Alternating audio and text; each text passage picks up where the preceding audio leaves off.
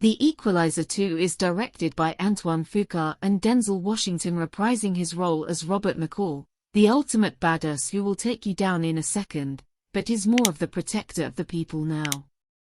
He's sort of left those old days behind and he looks for people who he feels are wronged and tries to right it.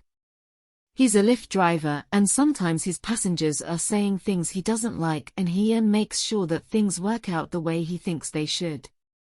But when someone that he cares for gets in harm's way. I enjoyed the first film. I thought it was all right. I haven't seen it since theaters. I didn't really feel like watching it again, but as a one-time watch I thought it was pretty fun and Denzel Washington, I mean I can watch him do just about anything to be honest. The man's a legend. And he proves that again in this film because he's easily the best part of it. There are scenes with him that might feel more familiar with any other actor, but he just takes them to another level. And I've been a fan of Antoine Fuqua for a long time. I think he's a fairly overlooked director, actually. I think he makes a lot of really good movies that sometimes critics don't really appreciate that much. His films are rarely pretentious.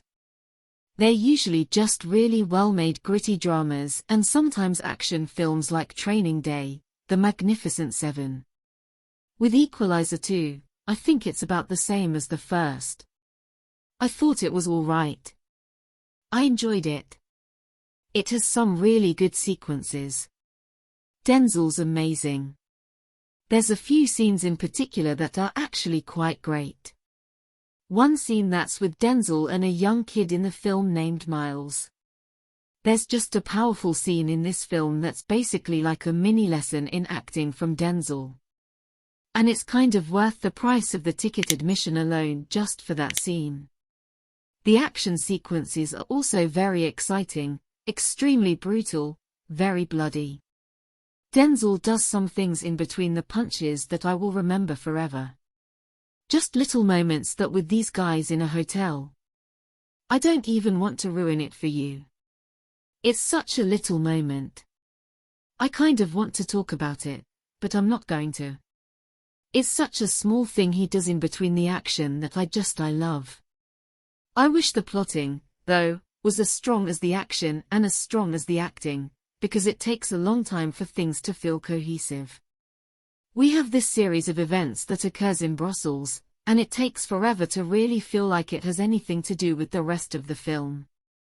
It's basically a lot of sequences where we see Denzel go up against people who are assholes and he beats the shit out of them, which can be really entertaining. I loved that storyline in this film and I thought it was much stronger than the Chloe Grace Moretz one in the first. And so that specific aspect of Equalizer 2 is better. And there are some really good sequences with some terrific dialogue. It's really the plotting that's the biggest issue here. It takes a long time for the film to feel like it's going somewhere. But with Denzel's magnetic acting, the brutally violent action sequences and Antoine Fuqua's gritty direction, there's a lot to like here, but I don't think it's going to be particularly memorable for most action fans. Although I could recommend a one-time watch for sure. I'm going to give Equalizer 2 a B-. Guys, thank you so much, as always, for watching. Look forward to more reviews very soon. And if you like this, please subscribe my YouTube channel.